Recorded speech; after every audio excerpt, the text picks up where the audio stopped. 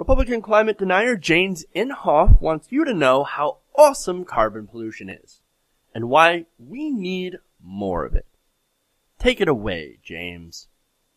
Now, counter to the doomsday predictions of climate alarmists, increasing observations suggest a much reduced and practically harmless climate response to increased amounts of atmospheric carbon dioxide. Also missing from the climate alarmist doomsday scenario and well-scripted talking points are the benefits from increased carbon that has led to greening of the planet and contributed to increasing agricultural productivity. People don't realize you can't grow things without CO2. I mean, the CO2 is a fertilizer. Something you can't do without. So no one ever talks about the benefits. The people are inducing that as a fertilizer on a daily basis. And despite the admitted gaps to the scientific understanding of climate change and a track record of climate modeling failures, President Obama and his environmental allies are holding fast to their bedrock beliefs. They are intent on selling the president's so-called climate action plan to the American people that is less about protecting the environment and more about expanding the role of government. No, they're just trying to stay into their bedrock beliefs. Well, let's go to Inhofe's quote-unquote bedrock beliefs. Jesus will fix everything. That's your plan. Well, obviously climate change can't happen because Jesus. Okay, well, now let's get over to the ignorance about his statement, too. Okay. Let's take his argument to the logical conclusion. Now, he says CO2 isn't harmless. Isn't harmful. It's harmless. It's necessary. Well, to a point. Sure. Water is also good for you. Water is also necessary. But too much of it, though, just like too much of anything, it'll kill you. You drink too much water, you drown. Too much oxygen, and you'll suffocate. That's sort of the problem here. We're suffocating the earth with too much carbon. Now, going back to the water example, because I think this is important. Do you know how much water it takes to kill somebody? If you drink it. It takes about 6 liters of water to kill a 165-pound person, according to the American Chemistry Society. So you drink that much water, you'll kill yourself. You will die. Literally, D-I-E, die. Now, why do I bring up such an extreme example? Well, because too much of anything, even stuff that's good for you, will kill you. And too much carbon will also have deleterious effects on our climate. Inhofe's argument is basically this. Since CO2 is beneficial to some people, or to some things, then pumping unlimited amounts of CO2 into the atmosphere will only help those things. For example, he points out the greening of the earth. He doesn't factor in, and that's because he's not a scientist, but a paid shill, doesn't factor in that our climate is actually very complex. It's made up of a lot of different gases in different amounts.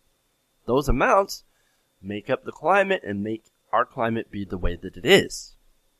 Okay? It's a complex, closed system that even too much or too little of a good thing can start to throw things off. When you throw things off, you change things, unexpected things start to happen, and that's what we call climate change. This is what we're doing with our CO2 right now. We're putting too much into the atmosphere too fast. It's not the fact that it's getting into the atmosphere. It's the rate that we're putting it up in the atmosphere is creating much more rapid change than what human beings can adapt to. And you also have to throw in deforestation. Now, we've cut down a lot of our forests. Well, forests are what use carbon dioxide.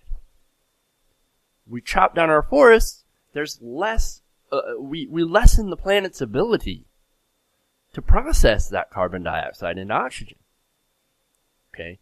So he's missing a lot of different factors, and that's what's causing our climate to change faster than it normally would. Yes, climate does change and has changed. No one disputes that. But it is changing faster than it should. But see, James Inhofe ignores that. To him, it's a black and white issue. It's just climate change. It's just denialists, alarmists' effort to try and expand the role of government and tax you.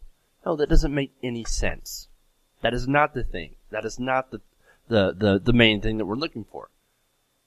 We're looking to actually keep the earth habitable for us. Inhofe doesn't understand it, or he doesn't want to understand it, because his paycheck rides on it. You see, Inhofe is what we call a paid shill. He gets paid by the oil companies, by the fossil fuel industry, to spread misinformation about climate change, to muddy the waters, so that they can keep continuing to drill baby drill without any restrictions or regulations, and to continue to block alternative energies. We have a significant problem. And look, alternative energies aren't perfect. But that's why we need to invest in them, and to do more research, and to better the technology. And with people like James Inhofe in positions of power, we can't do that.